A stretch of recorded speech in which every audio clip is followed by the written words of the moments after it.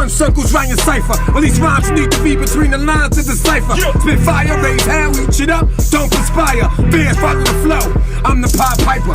Minute I was higher till I retire, I get hyper. Even if it's a good year, I still don't tire. Make your whole hood cheer. Had to hand to me like flyers, I'm the nigga you should fear. The lyrical live wire. Mighty EODUB. Mighty EODUB.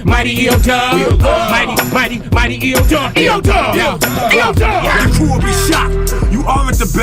Opportunity knocked with the warrant for my arrest. So I opened the doors, then locked shit. Do you faggots back in the closet and now tip pop hostage. Now stopping the mainstream may seem far-fetched. You be hard-pressed to find a better process to progress. God bless the targets of my aggression. Cause when I'm vexed, you see the apex of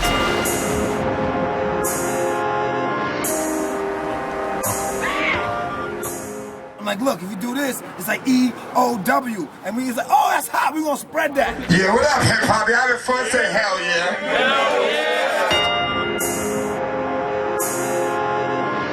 Alright, time out. Together, like we got rhythm.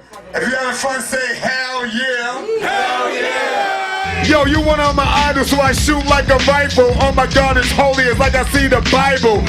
Suicidal, I kill it with good riddance. It's all forbidden, nigga, is you kidding? Yo, I got to sell. Chris, respect God, cause I'm a teacher as well. Matter of fact, that's where you can follow me. I got my bachelor's in social work, my master's in sociology. Matter of fact, that's a different situation. I dedicated 11 of my years to education. That's why I had to gain shit. My favorite KRS album, Edutainment. That's how I find it. I remember when I first bought Criminal Minded. That shit was fly as hell. I sat in my room for 10 hours and burned the L. That shit is scary. I like the second album, by all means necessary. And I have to reach ya. Hip hop makes some noise for the teacher. Yeah, I mean, I did that to Pro, so then we showed to everybody. James started doing it, Vanguard started doing it, Zeus started doing it. That was our little thing. Yeah, I mean, you know the sound.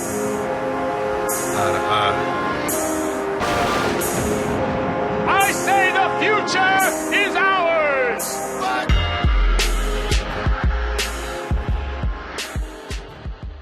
I'm Kendra. I'm Big OX, we represent the end of the week. I guess we're here to talk about the thing on my head right now. See that thing on top of the hat? It's called a crown. You see this thing right here? VVS, Vice Versus. Jason Vice is from the South Bronx.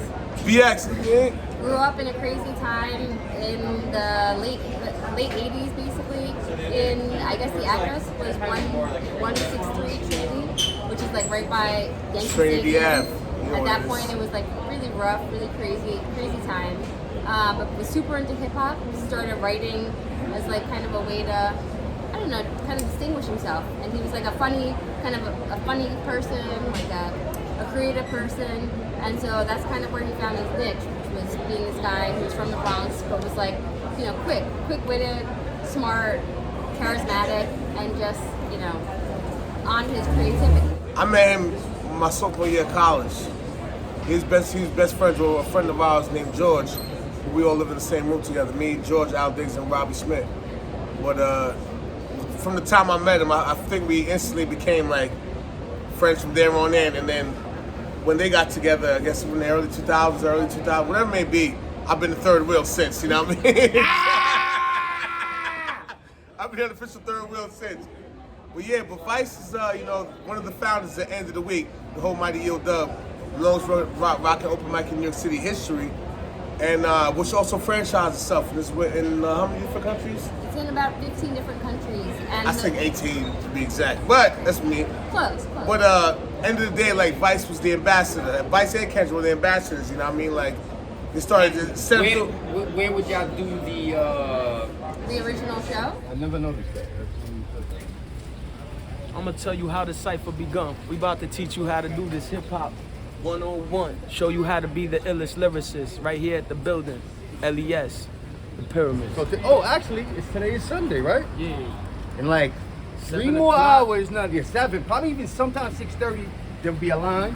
Remember the lines, huh? Yeah. So the original show started in 2000, and it started in the back of a restaurant that was called Baby Jupiter. So before the pyramids, the EODUB used to have other shows. Like they had another venue called Baby Jupiter, and then they also has a venue in Hoboken, New Jersey.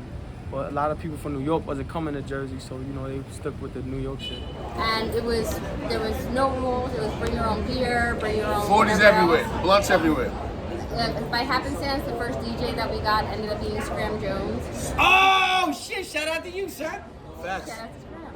And actually, the history of that is a little crazy too. So Jason, we all used to hang out at this teeny dance bar called Bob's in LES. And Yo, shout out to the lower, cause I rep Avenue D heavy. So this is love right here, lower love. We're talking Let's about go. like 1999, 2000. And Gotcha. there's this DJ called Joey Ty. And he wasn't the best like DJ per se, but he was like super into music. He was a dope person. And so he just met Jason, Vice, and Pro, who were in one group called Eye to Eye. Eye to Eye. And he met this other guy called Zoo, and who's in this other group called Solid Ground. And he was like, I have a feeling that you guys together on stage would have something special, because they all freestyle, they're crazy, they're always there just like doing hip hop basically. And so he said, I want to start this event, it's going to be on Sundays. And as a chance maybe, before the first event, he actually passed away super quickly from brain cancer and never made the first event. But we all actually went there for the first event and basically started ending the weekend, and in his place we got Scram Jones as our first DJ. It was just us, you could do whatever, there was no security, it was like just do it, and it was like crazy energy from the start. And so all the underground in New York was going on, and it took a while for like a lot of the underground people to kind of Gravitate towards started, you? yeah, seeing what was up. We were almost kind of like the outsiders a little bit, but all of a sudden like everyone started coming, and the energy was like on 1,000, and it was just like this vibe that was like super powerful. It was just about hip hop. It was about performing well, and within a couple weeks, I guess a couple months essentially, Jason and the manager at that point, Jane, came up with this idea for a competition, which is called the EOW MC Challenge. And so we started doing that, and in that first one, we were just talking about who was in the first one. But out the gate, I think Technique was in one of the first 2 or 3, and basically we started having these competitions. Oh, shout out my nigga Poison Pen, Team Hami. Team Hami. All my niggas, you know what I'm saying, getting it in. Shout out to Immortal Technique. Yeah. And it started like just becoming like this vibe, like super high. My nigga Sway energy. Sever, pardon me, Sever. can't forget you. Of course, we Always. love it. So family, you know what I mean? And I think within about maybe 5 months, we kind of outgrew that space, and we ended up moving over to the legendary Pyramid, which has been there, a dance club in LES that's been there for decades. And we took over there, and we were there for about 13 years straight every Sunday for about 100 and something weeks in a row, through 9/11, 96. through storms, through everything that you could think of. When the lights went out, we had the blackout. Every Sunday we were there, week after week, and just created this fraternity, this brotherhood of MCs, perfecting their craft on stage, becoming better performers, better MCs, and more important than that, just creating a brotherhood, and Jason was a big part of that. Found this place back when, way before the internet, when you had to look for flyers. I don't know if you kids remember what that is. I'm not talking about a bug with wings and shit. I'm talking about little pieces of paper that had events on it. So I would go to Fat Beach. Fat Beach was the spot. I would go there like, I was thirsty, so I would go there. I would get flyers from there, and I would ask them about new Woo releases, because I was like a thirsty Woo head. In the midst of that, you would see Brahmas outside. Shout to Woo, Percy P. He's a legend out there. Facts. So it was like a trial and error thing. I would go to this open mic. There was one at Spiral, I remember. You remember Spiral? Spiral was on like Houston and the spot had like a spiral staircase to the basement. Wetlands. I seen Flo Brown. Remember Flo Brown? I think I remember. She from Jersey too. Was it a dude named Phenom that used to be? I think so. Like So Lions Den and I finally found this place, and the good thing about this place, it was consistent. Every week, Sunday, you could come here. I started coming after one of my best friends. He was murdered by his wife or whatever. So I went through some time of soul searching, and then I went to Amsterdam with my homie Don Teak. He a legend. He part of my crew BMR. and we were out in Amsterdam for a second. We did music. None of that shit popped off. I came back a little bit on the downside. My bro Amir from Jersey City, who was always live as fuck, would tell me like, yo, we gotta go check out this show called The End of the Week. Yo, this shit is crazy, da da da da. And I'm like, man, listen, man, I was already with the quits with the music shit. My best bro who put me on the rhyme and got murdered. The shit ain't popping off. You know what I'm saying? It's wild, like before 2000, 90s, 90, 2000, it was wild. Mad shit happened. Broke up with a chick. Shit was really, really bad for the kid, B. But, you know, I was going through the mourning process and I had to get all this shit out. So when they put me into the first show over there at Baby Jupiter's at the End of the Week show, I see what was going on and I just started like rocking because I had so much shit in my head to get off and I've always been good at freestyling. I was just killing shit. At the time, this is when like MC Battling was on his peak and his way up. So they want to do something that encompass bringing people together more. You know, MC Battle's like, what up, man? Your mom stinks. Kick her in the ass. Step on your father and kick your brother in the face. Now it was like, went to more of an MC challenge you spoke of, which is like 5 different categories. It's more of an Olympic style rather than people going against each other. You're basically going against yourself to be your best. Basically, it wasn't about you had to be the illest MC. Anything. They will accept everybody and they would tell you not to boo nobody, not to kick no, you know, not to shame anybody if they didn't come off as good, you know what I'm saying? So that was the dope thing about it. So you could come in and I used to practice mad material, a lot of shit that I ended up performing in the future, you know what I'm saying? I would come here every week. Sometimes it would fail completely. And Vice, all of them will always hit me up and say, yo, come back next week, do it again, blah, blah, blah. I would have my buds come through, come outside afterwards, after everybody, because you know, you sign up. There was a list, so you had to make that list. If you didn't make that list, you meant what? There was that cipher at the end. Facts. It was Power cipher. Power cipher, if you didn't make that list. So that was a good thing. So after you perform, you'd be out here and you perform for another, 3-4 hours. And then after that, if you were cool with the inner circle, where you going? Around the corner to chill at the pool where it's like a little Cherry Tavern. Yeah, Cherry Tavern. Just shout to Cherry Tavern. Word up. It was a great place, man. I loved it because I came here, then I got locked up, and then I came back in 2009. He was still here. Everybody was still here. And then there was more people that was part of the inner circle. So it was beautiful, man, and it just kept going. And it was a fucking very, very great time in history. It's only about perfecting your craft and caring about how you are on stage and like becoming this great performer that we've seen so many people who have come out of the dust and who are like doing well now will attribute some small part of it to like having that chance on stage and really realizing like the people in this room are so nice and it's not that they think they're better than me, but I just want to get to that level. They were already at the EOW, didn't know that I already had experience rocking, so it wasn't that hard for me to have stage presence. You get what I mean, Legend? So that made them like show me more respect. But I knew I was from Jersey City. I already knew that I was coming here. I have a lot of people. Every time you see me by myself. You can ask Chad, you see me by myself. But so let me interject real quick. I went to this EOW open mic for many years. And I will say today, in 2022, it was the best freestyler there. I'll give you that. Yeah, we did Number one. And I will guarantee nobody will go against that. Nah, every time I hear anybody bring up CF, the 2 words that always follow is the legend. He put the work in. This place helped us both out, though. I'll tell you that. All right, that's a fact. Keep going. So after I started coming to Pyramids, gaining more prominence on the open mic shit, and then I saw, you know, Zoo was from Jersey, so he connected with me on that. And then eventually, I met up with my homie Immortal Technique before he was really popping or whatever. And he promised me one day, he's like, yo, I'm gonna take you on tour, man. You got good stage presence, you rock and shit, you know, you come off the top, blah, blah, blah. One day we're gonna go on some tours together. This is before he popped off, so I'm looking at him like, fuck you ain't even popping like that and shit like that. But he kept his promise, and that's when we traveled the world together and gained more recognition and global prestige through that. But it all started really with the EODUB, you know what I mean, as an organization, and then it really took off at the Pyramids, because the Pyramid was like the dedicated weekly spot. The people, you know, there's so many, but the people like the Justina. Like we're seeing the best of New York, like go at it, like Aguilar, Nems, Technique, Homeboy Salmon, CF. Like the Puerto Rican Mike Tyson, yo, shout out to CF, that's my nigga right there, son. Legend. Legend. That's what he like, yo, that's my man's line right there. Legend, that's my dude right there.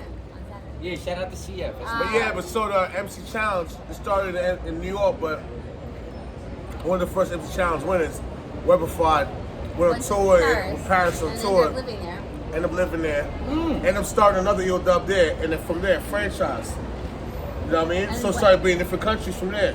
So with that happening, instead of that we get the finalists from every country, and we have a world championship every year. You know what I mean? But it's multilingual, so now these people are competing in literally 6 different languages from 10 different countries. This is dope. And it's still everyone is still on the same vibe where it's bringing people together. Because basically you meet all these people, like basically the World Finals is like a week in a country where there's radio shows, there's recording, you're hanging out with them. It's not just one event, it culminates in the event. But first you're just vibing with people, you're having dinner, you're just talking, and you realize it's a community, it's true hip hop, it's this beautiful, I call it like a pilgrimage almost, because you come away with it and it still stays with you. We literally we're here to make everyone better, we're here to show what's important about this, why we're doing this, and like that's being consistent, and I think that's what so many people look back and still today will be like, nah, like I came up through that, it helped me in mad ways, because like we never tried to actually like capitalize on any of the individual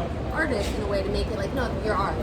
We know certain people are gonna like be extremely mega talented, but never were like, oh, we need like, now you owe us. Made Jason, I think, so incredibly special, and why like his passing like touched so many people in ways they were not expecting to even once it happened, and they just thought and realized like what it was that was how it was. When he was there in your presence, he was keyed in, he'd been watching stuff you were doing. A lot of people were like, he would just hit me randomly and be like, good job, like I see what you're doing, keep it going. There was tension with that as well, because Jason was a huge presence.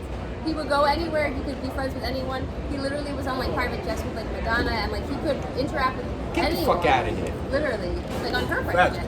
And like he was just very, and everyone loved his energy. Like the same way like with him, like there's just a special person where like men, women, children, animals, and they just love him. He gravitate to you. Yeah, exactly. He can get to anything, any given night of the week. Like, you know what I mean? Something about your temple. The authenticity about speaking with you directly, kids, especially he vibed with kids on like a level that's like ridiculous, because he was just, when he's there with you, he's like in it, and he's like literally focused on you, and like he cares. He just cares. You can just see it in how he acts, how he speaks. Even if you just meet him, he's a cheerleader. Even if you live in 5-10 minutes of meeting him, he's like, "What's up, assassin? What's up, killer? Oh, what's so true about? What's your thing?" Like he's not gonna act like not what you do, but this is the first question he's gonna be asking. What's your thing in life? You know, what's your thing? I go on Facebook, and we got little African kids in Africa in EOW shirts throwing shit up. We got people in Berlin. We got people in Argentina. We got people in Spain. The same shit that we came up with in New York years and years ago, 10 years ago, 10 and a half to be correct. You know what I mean? Now that little seed has spread all the way to Africa. I've never been to Africa, but I know that EOW is strong out there. So, you know what I'm saying? The power of the mind is what EOW represents, you know what I'm saying? And the power of the mind is real strong with vice versa. That's almost why, like in the underground, it was almost like a little different, because everyone was like, what is this? This is like a little crazy. We did the show before end of the week started, and there was like, you know, it was when I was still there, and Jason was like, you know what we're gonna do? We're gonna print this money, and he was in the money without a shirt on, and then they like threw it at the front row, and it's like Pac FM and like Poison Pen, everyone's like he has no shirt on. He's throwing money at me, nigga. With no shirt, so everyone was just like, well, like what is this? Like it's different from like the underground, New York underground stuff at that time. So, it was innovative. It was fun. It was fresh. And that actually could lead us into the album to some extent, I think. Yeah, and he had a pass. Vice always had a passion for writing also. Like he wrote a hip hopper before, you know what I mean? In his early time, like you know what I mean? He not just for himself. He's like he's one of the MCs I say in the world. You sit back and listen to his stuff or know who he is. Like he has a passion for words and similes and entendres, you know what I mean? Like triple entendres, like he has a passion for it. So for example, I just walking by. Examples. Like Eye to Eye is EYE to EYE, which he redid as everything you ever thought would occur exists in your essence, which is EYE to EYE. Introduction to Insanity. Which is also Introduction to Insanity. So he had these like multi-level of everything you can think of walking by. If you see something like right there, be like, put it together, make it work. You know what I mean? Like, But he kind of was before his time too, where he wasn't necessarily like it was kind of before his time. Yeah. Like he wasn't fully appreciated in the way that he would have wanted to be, which is kind of some of the tension. which was always was a thing to him. Well, Like, that is so very much usually what happens to individuals that leave us early. Yeah. Like their genius isn't recognized sometimes too after they're gone, and then everybody's like, "Oh, this nigga was the man." Son. with that being said, like we want to make sure with them passing that we get out a very clean products for the public that encompasses Exactly what what he was actually trying to do, and kind of perfecting what basically like the album that, as we feel it, is like he directed the album, even though a lot of the songs he didn't hear the final version. He came up with the hooks, a lot of the hooks. He came up with the concept, but he never. The songs were not finished, and so Ox and I actually finished them. We picked some of the features to be on it. We producers, you know what I mean? Like we got Aguilar, Jess James, my man Dax. We have probably 2 more albums of stuff that that is not finished that we will be finishing, because we have all this material, because he just was always recording, always creating, and like creating the stuff that wasn't necessarily finished, but his concept ideas. And so we're just trying to like bring them to like what he wanted, like what his vision was for it. After his passing, you guys get the non-profit going. We did actually. So Versus Project. it's called the Versus Project, and basically we had like a memorial that lasted 121 hours, and there were hundreds of people that came and gave their stories and talked about Jason and spoke about a lot of the stuff that we talked about today. And we tried to kind of think about what was like the theme that carried it together, and it was exactly what we've been talking about, which is that he would inspire artists and be like a little boost to them to believe in them.